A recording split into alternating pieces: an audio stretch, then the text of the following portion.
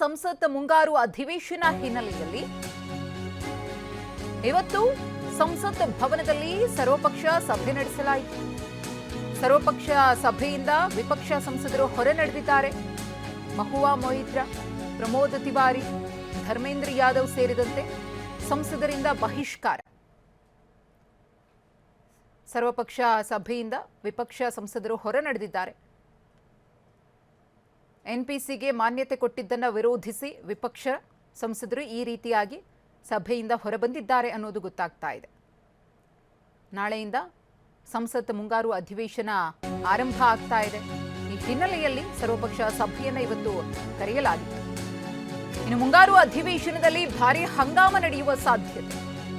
ಸರ್ಕಾರವನ್ನ ಕಟ್ಟಿಹಾಕಲು ವಿಪಕ್ಷಗಳ ಬಳಿ ಹಲವು ಅಸ್ತ್ರಗಳಿವೆ.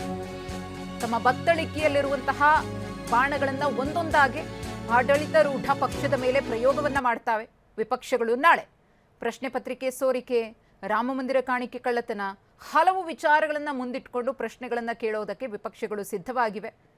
ವಿಪಕ್ಷಗಳನ್ನ ಯಾವ ರೀತಿಯಾಗಿ ಸಮರ್ಥವಾಗಿ ಆಡಳಿತಾರೂಢ ಪಕ್ಷ ಎದುರಿಸುತ್ತೆ ಅನ್ನೋ ಕುತೂಹಲವೂ ಕೂಡ ಇದೆ. ಕೆಲ ಹೊತ್ತಿನ ಬಳಿಕ ಮತ್ತೆ ಸಭೆಗೆ ಸಂಸದರು ವಾಪಸ್ ಬರ್ತಾರೆ. ಸರ್ವಪಕ್ಷ ಸಭೆಯಿಂದ ಹೊರ ನಡೆದಿದ್ದ ಸಂಸದರು ಟಿಎಂಸಿ ರೆಬೆಲ್ ಸಂಸದರನ್ನ ಆಹ್ವಾನಿಸಿದ್ದಕ್ಕೆ ಆಕ್ರೋಶ. ಸರ್ವಪಕ್ಷ ಸಭೆಯಲ್ಲಿ ಟಿಎಂಸಿ ಸಂಸದರಿಂದ ಆಕ್ಷೇಪ ವ್ಯಕ್ತವಾಗಿತ್ತು. ಪ್ರತ್ಯೇಕ ಆಸನಕ್ಕೆ ಮನವಿಯನ್ನ ರೆಬೆಲ್ ಸಂಸದರು ಸಲ್ಲಿಸಿದ್ದಾರೆ ಅನ್ನೋದು ಕೂಡ ಗೊತ್ತಾಗ್ತಾ ಇದೆ. ಒಂದು ಕಡೆ ಸರ್ವಪಕ್ಷ ಸಭೆ, ನಾನಾ ವಿಚಾರಗಳಿಗೆ ಅಲ್ಲೇ ಮನಸ್ತಾಪ ಉಂಟಾಗಿ ಆಕ್ಷೇಪವನ್ನು ಎತ್ತಿ ಹೊರ ನಡೆದ್ರು. ಅದಾದಮೇಲೆ ಆಗಿರುವಂತಹ ಸಮಸ್ಯೆಯನ್ನು ಸರಿಪಡಿಸಬೇಕು ಅಂತ ಹೇಳಿ ಮತ್ತೆ ಸಭೆಗೆ ವಾಪಸ್ಸಾಗ್ತಾರೆ.